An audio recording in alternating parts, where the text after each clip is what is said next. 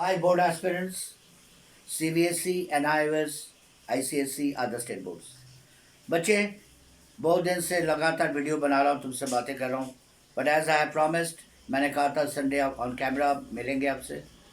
तो आज जैसे मैंने प्रॉमिस करा था, आपसे मिलने के लिए मैं तुम्हारे सामने हूँ। बच्चे, मेन प्रॉब्लम क्या है, जो इस टाइम जो सिनारियो है एग्ज़ाम को लेके, एग्जामिनेशंस को लेके, जो एनवायरनमेंट अभी जिस तरह के इंडिया के अंदर की हालत है, बहुत ज़रूरी है तुमसे बात करना। और आज मैं ऑन कैमरा इस वजह से आया हूँ कि तुम्हें कुछ मैं मोटिवेशनल बातें बोलना चाहता हूँ, क्योंकि मेरे पास इस तरह की रिपोर्ट आ रहे हैं, बच्चे डिप्रेस्ड हैं, बच्चों के फैमिली में कोविड पेशेंट है। मैं खुद भुक्तभोगी हूँ, मेरे साथ मेरे फैमिली सर्कल में, मेरे फ्रेंड सर्कल में डेथ भी हुआ है, मेरे फैमिली में भी बहुत सारे मेंबर्स अफेक्टेड है। और इस बार के जो कोविड इफेक्ट है बहुत ही भयंकर है। और आपको पता है कि जिस तरह की सिचुएशन है, मैं दिल्ली एनसीआर में रहता हूँ, दिल्ली एनसीआर में जिस तरह के अभी सिचुएशन है, मैं ये सोच के हैरान हो रहा हूँ कि अगर कैपिटल में रह के हमारे साथ अगर ये पोजीशन हो रहा है, तो बाकी स्टेट के क्या हालत है। तो गाइज, आज मैंने कई बातें तुम्हें पहले भी कई बार तुमसे शेयर की है, चाहे वो तुम्हारे प्रमोशन लेके, चाहे तुम्हारे पेपर कैंसिलेशंस को लेके। ट्विटर पे भी कल से हम एक मुहिम चलाने जा रहे हैं, जिसे लेके कल मैंने वीडियो में तुमसे शेयर करे थे। फिर भी तुम्हारे बहुत सारी क्वेरीज आ रहे हैं, तो मैं कुछ जो आज के डेट में जो सिनारियो है, तुमसे एक बार मैं वो सारी चीज़ें एक बार एनालिटिकल स्टेप्स तुम्हारे साथ शेयर करना चाहता हूँ कि क्या क्या पॉसिबिलिटी है, क्या हो सकता है। बच्चे, तुम्हें ये तो पहले ही पता लग गया, मई के अंदर कोई एग्जामिनेशन है नहीं।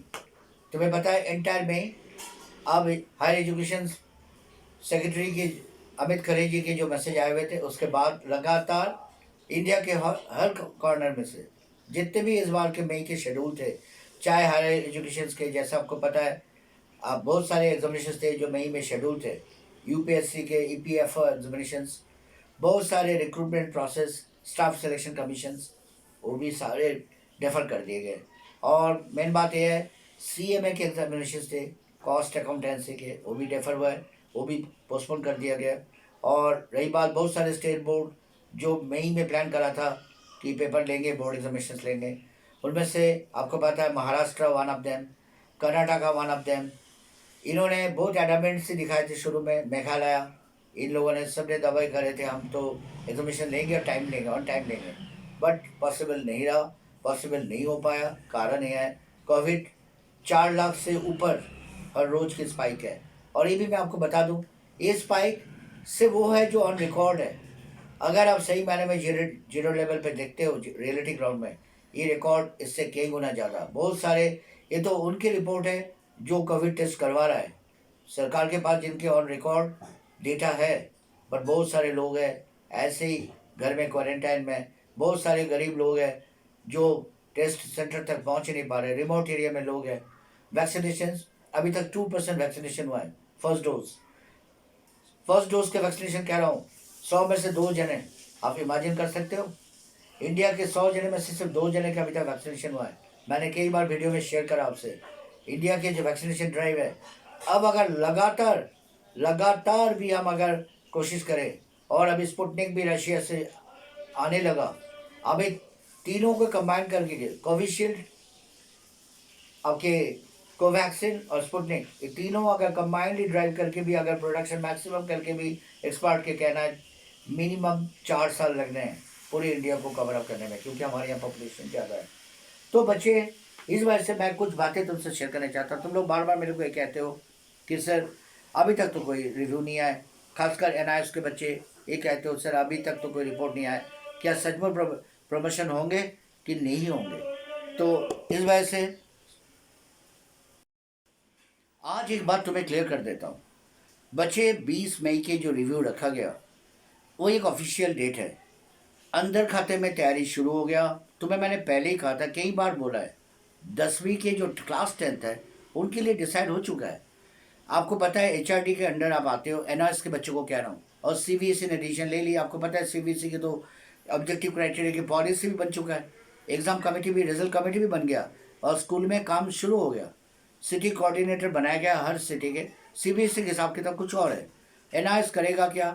क्योंकि एनआईएस ने पहले कमिट कर रखा था 20 मई में जाके यही चीज़, वो सेम फार्मूला, बट इनके पास कोई डिटेल पीरियड टेक्स्ट तो है नहीं एनआईएस के पास। एनआईएस करना क्या है? एनआईएस करेगा यही कि तुम्हारे टीएमए, यस, जिसे लेके मैं कई बार बात बोले तुमसे, कई बार टीएमए को लेके बात करें, तुम्हारे टीएमए एक सब जरिया है जिसके थ्रू वो असेसमेंट करने जा रहे हैं। और एक चीज़ और बता दो, पिछले वीडियो में मैंने शेयर भी करा था, बहुत सारे बच्चे कह रहे सर बड़ी मुश्किल से एग्ज़ाम फीस जमा कराया, टीएमए नहीं करा पाए, या कुछ बच्चे कह रहे थे टीएमए लेट फीस समेत इतना पैसा लगा के 9,000 खर्च किए, 5 सब्जेक्ट है तो 7,500 खर्च किए, बट मेरा एग्ज़ाम फीस अभी हुआ नहीं। तो बच्चे ऐसे केस में तुम बिल्कुल पैसे को वेस्ट कर रहे हो, वेस्टेज ना करो मेरे बच्चे। अगर नहीं कर पाते हो सही मायने में, अगर आपके पास किसी भी हालत मैनेज नहीं हो रहा है तो दोनों में से कोई भी काम ना करो। इस बार के जून के एग्जामिनेशन पे आप जाओ ही मत, क्योंकि आपको अच्छी तरह मालूम है प्रमोशन से जनरल प्रमोशन उन्हीं को देंगे जिनके टीएमए सबमिशन है। तो इट मीन्स क्या दोनों ही एक दूसरे के साथ जुड़े हुए हैं, examination fees plus TMA submission. TMA submission आप करने जाओगे 1500 रुपये पर सब्जेक्ट के दोगे लेट फीस, आप किसी भी हालत में एक्सेप्ट नहीं कर रहे हैं, कोई एक्सक्यूज नहीं चलेगा। वैसे लॉकडाउन के चलते बहुत जगह ऑफिस बंद है, और इसी वजह से मेरे सलाह मानो, एग्जाम फीस की विंडो दोबारा ओपन हो गया, बट पहले तुम टीएमए सबमिट करो। टीएमए अगर सबमिट कर पाते हो, सक्सेसफुली सबमिट होता है, तब जाके इतना पैसा, पहले टीएमए सबमिशन होगा तभी एग्ज़ाम फीस भरो, अदरवाइज एग्ज़ाम फीस भर के कोई फ़ायदा नहीं है। तो फिर इन दैट केस अगस्त पे ट्राई करना, अक्टूबर में, सॉरी अब अक्टूबर में, क्योंकि सारे बच्चे चाहते हैं कि जून में प्रमोशन होना है, तो जून वाले साइकिल में ट्राई करो डेफिनेटली। इस वजह से बहुत सारे बच्चे जिनके 2-2 3-3 सब्जेक्ट रह गए थे, वो भी ट्राई कर रहे हैं कि इस बार एनआईएस के इस वाले जून वाले एग्जामिनेशन में एनरोल करा दूँ, तभी तो इतना रश है। और अब मैं बता दूँ, रही बात क्लास 12 के, एक तो कल से जो हम मुहिम शुरू कर रहे हैं, हैशटैग सेव बोर्ड स्टूडेंट्स, इस पर डेफिनेटली पार्टिसिपेट करना। मैंने पिछले वीडियो में बताया, इसमें अनुभव श्रीवास्तव एडवोकेट, आशीष महिंद्रा, डॉक्टर आशीष महिंद्रा जो एजुकेशनल काउंसलर है, निधि तनेजा, मैं खुद, हम सब इसमें सपोर्ट करें एक ही प्लेटफॉर्म से। और मैं चाहता हूँ तुम लोग ज़्यादा से ज़्यादा ट्वीट करा करो, डायरेक्टली ट्वीट करो हैशटैग पे जाके, ये नहीं कि मेरे किसी और के ट्वीट पे रीट्वीट नहीं। अगर ट्रेंडिंग कराना है, अगर ट्रेंड पे चाहते हो मिलियन पर डे के मिलियन ट्वीटिंग तक पहुंचने चाहते हो, तो डायरेक्ट ट्वीट करा करो अपने अकाउंट से, ठीक है, तभी अकाउंट में आएगा। और जैसे कल के वीडियो मैंने शेयर करा, हो सके तो अपने छोटी सी वीडियो बनाओ जिसमें आप अपना जो आप चाहते हो डिमांड आप, और आगे पीएमओ को, प्राइम मिनिस्टर ऑफिस और एजुकेशन मिनिस्ट्री को टैग करके आप वीडियो बनाओ और ट्विटर पे डालो, ट्विटर पे डालो। ट्विटर एक ऐसे प्लेटफॉर्म है जो आपकी मुहिम को, आपके प्रॉब्लम को आगे तक ले जाएंगे, क्योंकि और कोई जरिए नहीं इस टाइम लॉकडाउन के टाइम की, कोई और चारा नहीं है। और मैं बता दूं एनआईएस ठीक उसी तरह सीबीएसई के जो रिव्यू होना 1 जून एक बहुत बड़ी मीटिंग होने वाला है।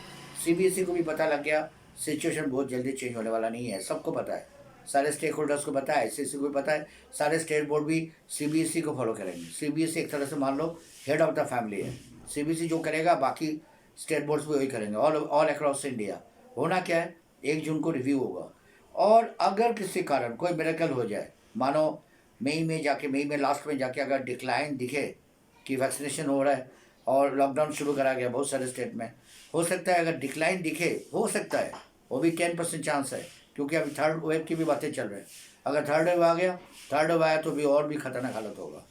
तो दोनों ही पॉसिबिलिटी मैं बता दूँ, अगर डिक्लाइन होता है और मानो मई के, तो सुनने में खबर ये है कि पूरे जून वेट करा जाएगा, जून के 1 तारीख को रिव्यू होगा।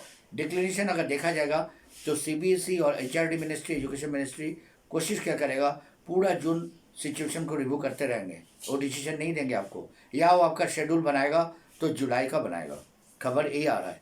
लेकिन मैं आपको अच्छी तरह, मैं कई बार बोला आपको, उसके चांस बहुत कम है, क्योंकि पोस्टपोनमेंट और फर्दर करने के टाइम नहीं है। अब एक चीज़ देखो, इसके भी इम्पैक्ट बता दूँ, जुलाई में अगर तुम सीबीएसई या अदर स्टेट बोर्ड देते हैं या एनआईएस अगर रखते हैं, एक तो एनआईएस साथ साथ रखेंगे नहीं, ये हमेशा सीबीएसई के बाद में फॉलो होता है।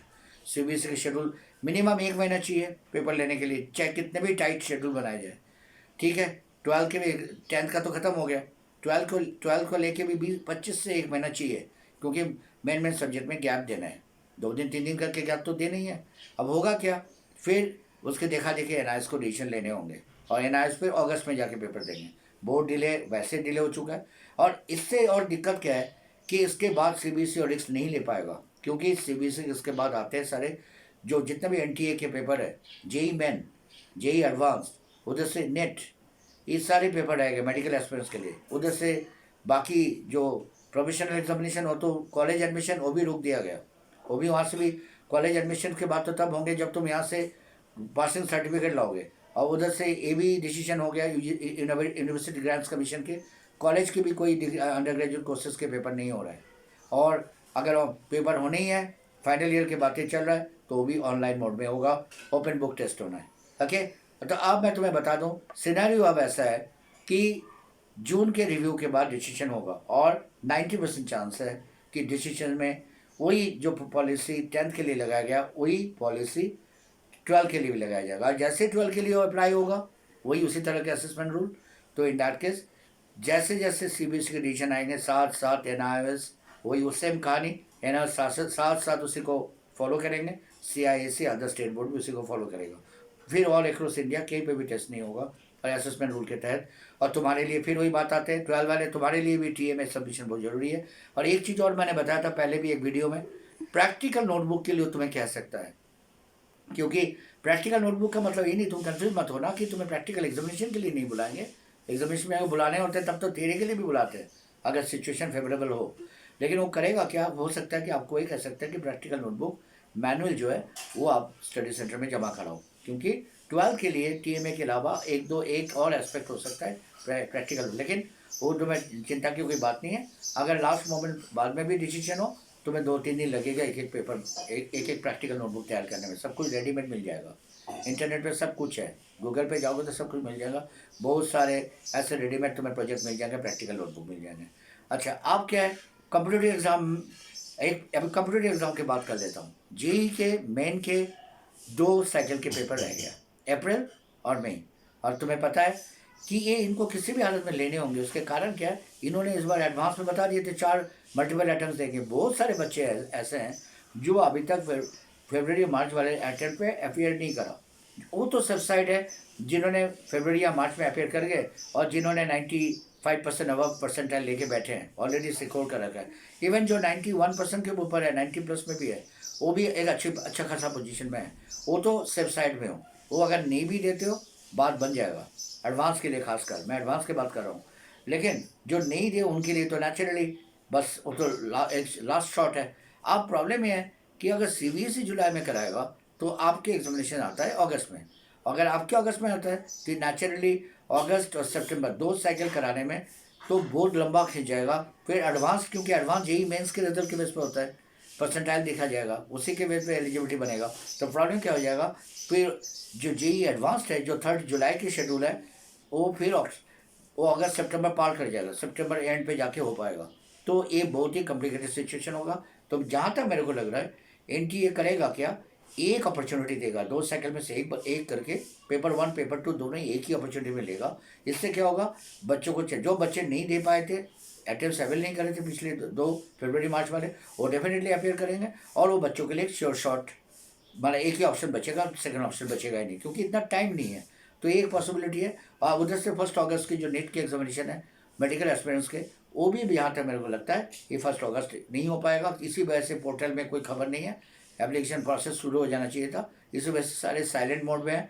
ये भी पीछे कर जाएगा, ये सितंबर तक जाएगा और अक्टूबर ऑनवर्ड जाके शायद कॉलेज एडमिशन और सारे प्रोसेस शुरू हो पाए। ये अगर एग्जामिनेशन हो पाए, और अगर एग्जामिनेशन बोर्ड के नहीं हो पाता है, in that case even then computer examination इनको लेने ही लेना है, क्योंकि मेडिकल एस्पिरेंट जो डॉक्टर्स बनने चाहते हैं उनके लिए नेट ही एक जरिया है ऑल ओवर इंडिया। और जेई मेन के एक साइकिल इस वजह से लेने पड़ेगा क्योंकि एडवांस के जो एनटीए स्कोर बनेगा, एलिजिबिलिटी स्कोर, उसी बेस पे बनेगा। तो बच्चे ये तो गया इधर की सिचुएशन। और प्रोफेशनल जो बच्चे हैं जो चार्टर्ड अकाउंटेंसी के पेपर देने चाह रहे, कॉस्ट अकाउंटेंसी के, यूपीएससी के, इवन सिविल सर्विस के पेपर है, आपको पता है जो जून में शेड्यूल है, तो 27 जून के शेड्यूल है। ये भी बहुत एवरी पॉसिबिलिटी ये भी पीछे चले जाए।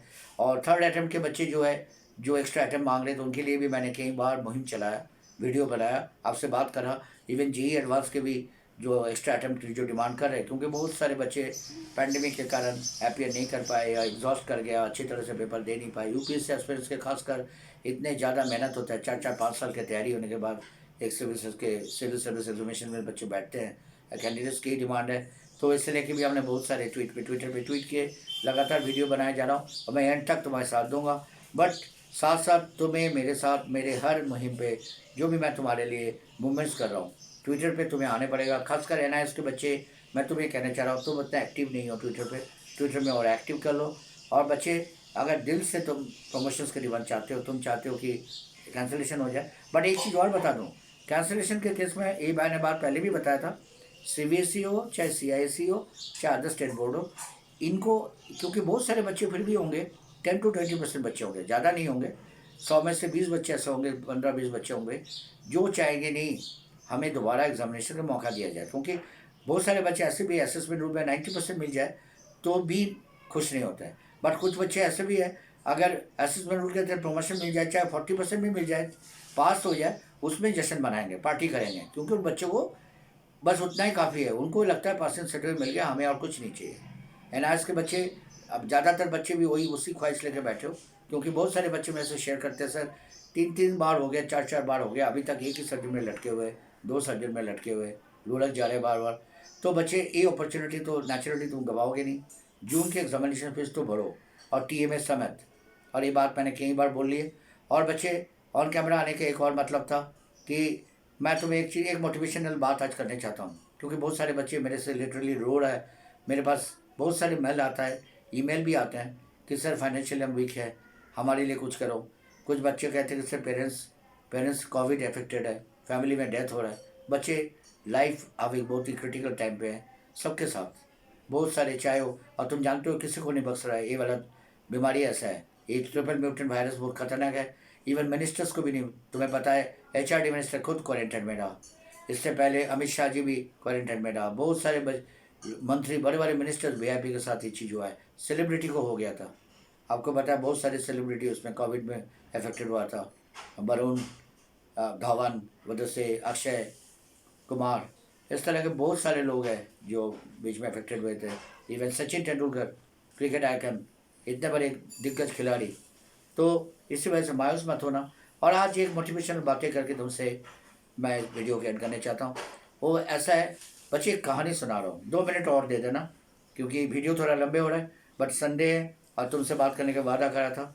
ये कहानी ऐसा है, बच्चे, आधे गिलास पानी, देखने का नज़रिया अलग अलग होता है, कोई कहता है आधे गिलास पानी दिए, हाफ ग्लास, हाफ फिल्ड, लेकिन कुछ लोग ऐसे भी कहते हैं पर पानी है, हाफ हाफ ग्लास पानी तो दिए, हाफ फिल्ड पानी तो मिले, प्यास तो बुझा है ना थोड़ी बहुत। तो देखने का नज़रिया होता है। एक राजा की कहानी बता रहा हूँ। एक राजा, बहुत ही अच्छे एक राजा थे, उनके जितने भी उनके टेरिटरी में प्रजा रहते थे वो काफ़ी खुश थे राजा से, बट राजा की दिक्कत क्या था, राजा विकलांग थे, दिव्यांग मतलब हैंडीकैप थे, उनके एक आँख नहीं थे और एक पैर नहीं था, लेकिन राजा का एडमिनिस्ट्रेशन बहुत बढ़िया था, लोग बहुत खुश थे। तो राजा एक दिन बड़ी सोच विचार में पड़ गया, राजा अपने लॉन में घूम रहे थे, पर राजा फिर अपने जो सर्किट हाउस है या उनका जो महल है, महल के अंदर एक जगह उनके सारे जो एंसेस्टर्स थे, उनके जो पूर्व पुरुष थे, राजा के जितने भी 4-5 जनरेशन के, जो उनके पिताजी, ग्रैंड पेरेंट्स, उनके पिताजी, सबके फ़ोटो वहाँ लगा हुआ था। तो राजा को पता था, इसलिए एक ना एक दिन इससे अगला फ़ोटो फ्रेम जो है उसमें मेरे फ़ोटो लगने हैं। तो राजा को ये लगा कि उनको ये, वो बहुत सोच में पड़ गए कि उनको ये लगा कि इन डैट केस मेरे मेरे जो पिताजी थे, मेरे जो पुरुष थे, सब तो काफ़ी अच्छे पर्सनैलिटी थे, मेरे साथ प्रॉब्लम है, मैं देखने में अपीयरेंस वाइज मैं ठीक नहीं हूँ क्योंकि मैं हैंडीकैप हूँ। उनको लगा मेरे फ़ोटो जो बनाएंगे, जो भी कारीगर बनाएंगे, तो फ़ोटो में तो मैं अच्छा नहीं लगूँगा, राजा में चाहे कितने भी अच्छे एडमिनिस्ट्रेटर हूँ, बट फ़ोटो में मेरे को इस तरह दिखाया जाएगा, एक आँख नहीं है, एक पैर नहीं है। वो बहुत सोच में पड़ गया। वो फिर वहाँ के उस एरिया के जितने भी पेंटर्स हैं, चित्रकार हैं, उनको बुलाया और उनको ये कहा, उनको इनवाइट करा कि मेरे एक ऐसे खूबसूरत फ़ोटो बनाओ कि मेरे जाने के बाद इस फ्रेम में उसे लगाया जाए। और अब चित्रकार भी बहुत प्रॉब्लम में पड़ गया, उनको पता है कि राजा ने जो डिमांड करा ये तो हो नहीं सकता है क्योंकि उनके शरीर में डिफ़िकल्टीज़ है, हैंडीकैप है वो। बट अगर हम माना कैसे करें, अब बनने के बाद अगर गलत हो जाए तो राजा हमें डेफिनेटली पनिशमेंट देंगे, क्योंकि आप जानते हो पुराने टाइम पे ऐसा होता था, खुश होने से हीरा मोती मिल जाता था और गलत होने से कई बार पनिशमेंट भी मिल जाता था। तो लोग डर के मारे राजा के इस इन्विटेशन पे रिस्पॉन्स नहीं दे रहे थे। बट एक बंदे ने, एक चित्रकार ने एक्सेप्ट करा और उन्होंने कहा कि तो राजा खुश हो गया, तो कोई एक तो मिला है। राजा ने कहा बनाओ। चित्रकार ने बोला मेरे को अब 3 दिन के टाइम दे दो।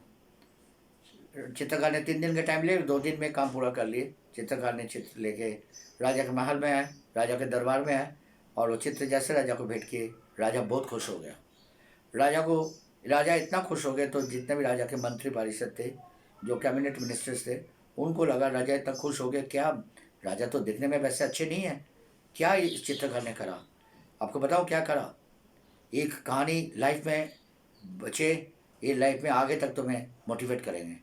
चित्रकार ने क्या करा, राजा को एक घोड़े के ऊपर दिखाया, घोड़सवार बना दिए, एक घोड़े के ऊपर उनको बिठाया।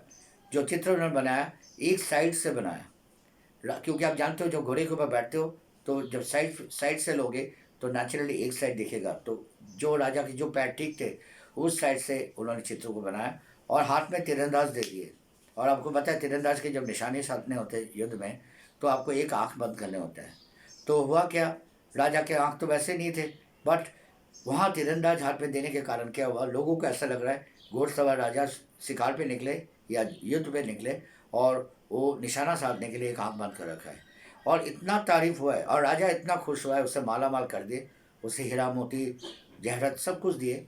और उस चित्र को फिर उन्होंने बोल दिया कि मेरे जाने के पहले ये चित्र मेरे फ्रेम में आने चाहिए, मेरे जो दादा पिताजी और ग्रैंड पेरेंट्स सबके साथ मेरे ये चित्र वहाँ फाइनल होना है, जिसके चलते राजा ने। तो यहाँ इस कहानी से आपको क्या सीख मिला है? यस बच्चे, पॉजिटिविटी। अब इस टाइम पॉजिटिविटी मेंटेन करना सबसे बड़ी बात है। आप ऑप्टिमिस्टिक बनो, बिल्कुल पेसिमिस्टिक मत बनना। कभी एक बार भी ना सोचना कि कोविड ने हमारे सब कुछ ख़त्म कर दिए, इसके आगे कोई लाइफ एंड हो गया, हमारे तो करियर ही ख़त्म हो गया, ऐसा कुछ नहीं है। उस चित्रकार को सोचो, उसने उस ऑड जो सिचुएशंस को, राजा के उस सारे जो कमियां थे उसे किस तरह छुपाया और कितना अच्छी तरह से राजा को रिप्रेजेंट किए। इस तरह वही पानी वाली कहानी, ग्लास में अगर हाफ ग्लास पानी भी है तो आप इसे माइंड में रखो, हाफ ग्लास पानी तो मिला है, प्यास तो बुझ पाएगा। तो इट मीन्स आप कभी भी मत सोचो, पानी भी आधे ही दिए, आधे ग्लास पानी भी कई बार बहुत इंपॉर्टेंट होता है लाइफ में, उतना ही काफ़ी होता है। तो बच्चे, मैंने जैसे प्रॉमिस करा था दोबारा मिलूँगा, बट लगातार ऑन कैमरा में बहुत दिन से बात नहीं कर पा रहा था, मन कर रहा था तुमसे मिलूँ। और मैं भगवान से प्रार्थना करता हूँ इस सिचुएशन से बहुत जल्दी निकाला है, तुम्हारे घर परिवार के सारे सुरक्षित रहे, तुम ठीक रहना। Love you, bye bye, take care.